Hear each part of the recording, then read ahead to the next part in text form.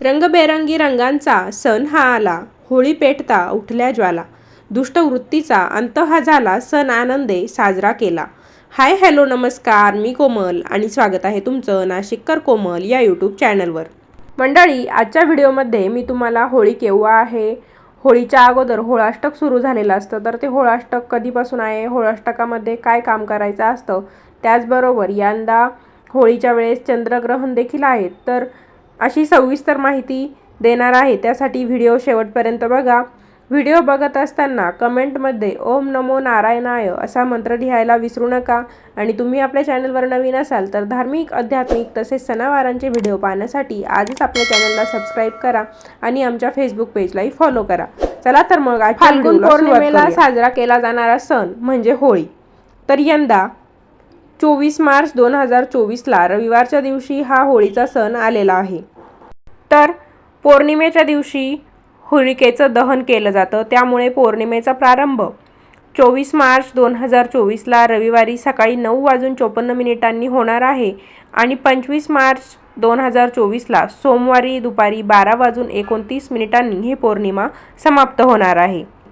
त्यामुळे उदयतिथीनुसार 24 मार्च 2024ला रविवारी आपल्याला होळिकेचं दहन करायचं आहे. आता पौर्णिमेचा प्रारंभ आणि समाप्ती आपल्याला कळाला आहे. आता मी तुम्हाला होळिकेच्या दहनाचा शुभमुहूर्त सांगते, म्हणजे ज्या वेळेत आपल्याला होळी पेटवायची असते ते आता आपण जाणून घेऊया. 24 मार्च 2024ला रविवारच्या दिवशी रात्री 11:13 पासून ते रात्री 12:37 पर्यंत होळिका दहनासाठी अत्यंत शुभमुहूर्त आहे. या वेळात तुम्ही होळीचे दहन करू शकता. आता होळिका दहनाचा हा जो काही शुभमुहूर्त आहे हा जरा उशिराने आहे. बऱ्याच जणांना इतका उशिराने होळिका दहन करणं शक्य होणार नाही, कारण होळिका दहन झाल्याशिवाय, नैवेद्य दाखवल्याशिवाय आपल्याला जेवण देखील करता येत नाही त्या दिवशी. मग ज्यांना कोणाला इतका उशिरा होळिका दहन करायचं नसेल तर त्यांनी प्रदोष काळामध्ये होळिका दहन केलं तरी देखील चालते. तर प्रदोष काळ म्हणजे सूर्यास्त होण्यापूर्वीचा 45 मिनिटे अगोदरचा काळ किंवा सूर्यास्त झाल्यानंतर 45 मिनिटांचा काळ. म्हणजे वेळेनुसार सांगायचं झालं तर तुम्ही असं संध्याकाळच्या वेळेस 6:30-7:30 पर्यंत होळिका दहन केलं तरी देखील चालेल. आजच्या व्हिडिओतील महत्त्वाची गोष्ट म्हणजे यंदा होळीवर चंद्रग्रहणाचे सावट आहे. त्यामुळे बऱ्याच जणांना प्रश्न पडला असेल की यावर्षी होळी साजरी करायची की नाही, किंवा मग चंद्रग्रहण संपल्यानंतर होळी साजरी करायची का. तर बघा, महत्त्वाचं म्हणजे हे जे काही चंद्रग्रहण आहे ते भारतात दिसणारच नाही.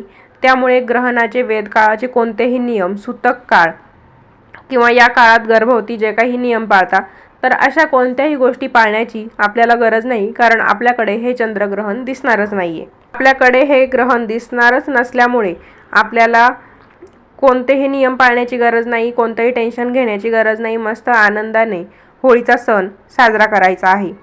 आता आपण होळाष्टक म्हणजे काय ते जाणून घेऊया. तर साधारणपणे होळिका दहनाच्या अगोदर 8 दिवस आधीपासूनच होळाष्टक सुरू झालेलं असतं. साधारणपणे फाल्गुन शुक्ल अष्टमीपासून सुरू झालेलं होळाष्टक होळिका दहनापर्यंत सुरू राहतं. तर यंदा हे होळाष्टक 17 मार्च 2024ला सुरू झालेलं आहे. यावर्षी 17 मार्च 2024 ते 24 मार्च 2024 या कालावधीत होळाष्टक सुरू राहणार आहे. संपूर्ण 8 दिवस आपल्याला हे होळाष्टक पाळायचं आहे. हा जो काही होळाष्टकाचा कालावधी असतो तर हे दिवस चांगले मानले जात नाही किंवा अशुभ मानले जातात. तर याचं कारण आपण जाणून घेऊ. पौराणिक कथेनुसार फाल्गुन शुक्ल पक्षाच्या अष्टमी तिथीला कामदेवाने भगवान शंकराची तपश्चर्या मोडली होती. यामुळे भगवान शंकराला राग आला आणि त्याने कामदेवाचे दहन केले. यानंतर जेव्हा कामदेवाच्या पत्नीने भगवान शंकराची प्रार्थना केली तेव्हा त्यांनी कामदेवाला जिवंत केले. या 8 दिवसांमध्ये भगवान विष्णूची उपासना केल्याबद्दल राजा हिरण्यकश्यपने आपला मुलगा प्रल्हादचा छळ केला असे मानले जाते. ज्याच्या 8व्या दिवशी होलिका त्याच्यासोबत अग्नीत बसली होती तेव्हाही तो जळला नाही, तर दुसरीकडे अग्नी न जाळण्याचे वरदान मिळालेली होलिका जळून गेली. यामुळेच भगवान प्रल्हादांच्या भक्ताचे हे 8 दिवस अशुभ मानले जातात. होळाष्टकामध्ये कोणती कामे करावी, कोणते कामं करू नये हे आपण जाणून घेऊया. तर होळाष्टकामध्ये कोणते कामं चुकूनही करायची नाही याबद्दल आपण प्रथम माहिती घेऊया. तर होळाष्टकातील 8 दिवस अत्यंत अशुभ मानून मुंडन, लग्न यासारखी शुभ कार्य अजिबात देखील केली जात नाही किंवा मग कोणत्याही शुभ कार्याचा प्रारंभ होळाष्टकात केला जात नाही. त्याचप्रमाणे या 8 दिवसांमध्ये कोणताही व्यवसाय आपण सुरू करू शकत नाही. होळाष्टकाच्या 8 दिवसात नवीन वाहन देखील आपण खरेदी करू शकत नाही, अशुभ मानले जाते.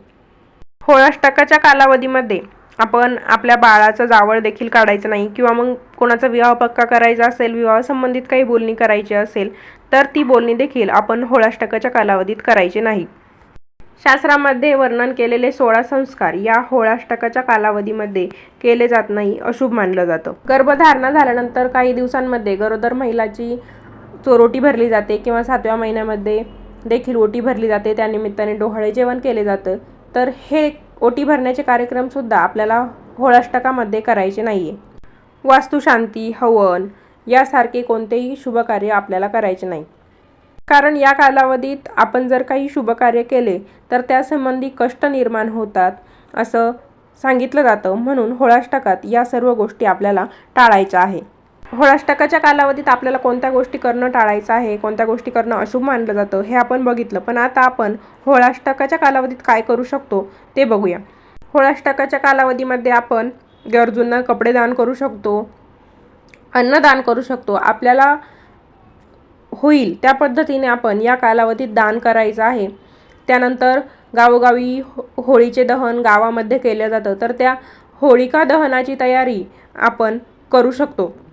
भगवान विष्णूंचा आशीर्वाद प्राप्त करण्यासाठी या कालावधीमध्ये आपण भगवान विष्णूंच्या नामाचा जप करू शकतो, जेणेकरून भगवान विष्णू प्रसन्न होऊन आपल्याला आशीर्वाद देतील. होळिका अष्टकामध्ये पूजेला खूप असं महत्त्व आहे.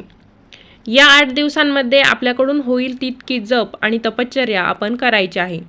होळाष्टकाच्या विधींमध्ये भगवान विष्णू आणि आपल्या आवडत्या देवतांची पूजा करावी. असं केल्यानं काय होतं तर घरात सुखशांती, ऐश्वर्य आणि समृद्धी प्राप्त होते. होळिका अष्टकाच्या वेळी गरजूंना आपण मदत करायची आहे आणि तरुण व ज्येष्ठांचा आदर देखील करायचा आहे. होळिका अष्टकाच्या दरम्यान हिरण्यकश्यपने आपला मुलगा प्रल्हादला त्रास दिला होता. ती कथा देखील मी तुम्हाला सांगितलेली आहे. अशा परिस्थितीत मोठ्यांचा आदर केला पाहिजे आणि लहानांवर प्रेम केलं पाहिजे. त्यामुळे आदर आणि प्रतिष्ठा वाढायला मदत होते. होळिका अष्टकामध्ये महत्त्वाचं काम असं करायचं आहे आपल्याला दररोज, ते म्हणजे दररोज प्रभू राम आणि कृष्ण वासुदेव यांची पूजा करायची आहे. त्यानंतर त्यांच्यावर अबीर गुलाल लावून श्रीसूक्ताचं पठण देखील आपल्याला करायचं आहे. धर्मशास्त्रानुसार होळाष्टक अशुभ का मानलं जातं हे आपण बघितलं. आता ज्योतिषशास्त्रानुसार किंवा ज्योतिषशास्त्र होळाष्टकाबद्दल काय सांगतं ते बघूया. या कालावधीमध्ये चंद्र, सूर्य, बुध, मंगळ, गुरु, शुक्र, शनी आणि राहू हे 8 ग्रह होळाष्टकात अग्निमय असतात. ग्रहांची स्थिती चांगली नसते. त्यामुळे देखील ज्योतिषशास्त्रानुसार होळाष्टक अशुभ मानलं जातं आणि ग्रहांची ही जी काही नकारात्मक शक्ती असते ती फाल्गुन शुद्ध प्रतिपदेला म्हणजेच धुलीवंदनाच्या दिवशी कमी होते आणि त्या दिवशी आपण अबीर गुलाल लावून, इतर रंग लावून धुलीवंदनाचा सण आनंदाने साजरा करत असतो. त्या दिवशी होळीची जी काही राख असते ती राख लावण्याची देखील पद्धत आहे. बऱ्याच भागांमध्ये धुलीवंदनाचा सण रंगपंचमीच्या सणाप्रमाणे मोठ्या उत्साहाने, आनंदाने, एकोप्याने साजरा केला जातो. तर तुमच्या भागात देखील धुलीवंदनाचा सण साजरा करता का हे मला कमेंटद्वारे कळवायला विसरू नका. अशा प्रकारे आजच्या व्हिडिओमध्ये आपण होळी केव्हा आहे, होळीच्या अगोदर सुरू होणारं होळाष्टक केव्हा सुरू होणार आहे, होळाष्टकात कोणते कामं करायची आहे, कोणते कामं करायची नाही, त्याचबरोबर होळीवर चंद्रग्रहणाचे सावट कशा प्रकारे आहे, होळाष्टकाबद्दल ज्योतिषशास्त्र काय सांगतं, धर्मशास्त्र काय सांगतं, धुलीवंदन केव्हा साजरं करायचं, अशी सर्व प्रकारची माहिती आपण बघितलेली आहे.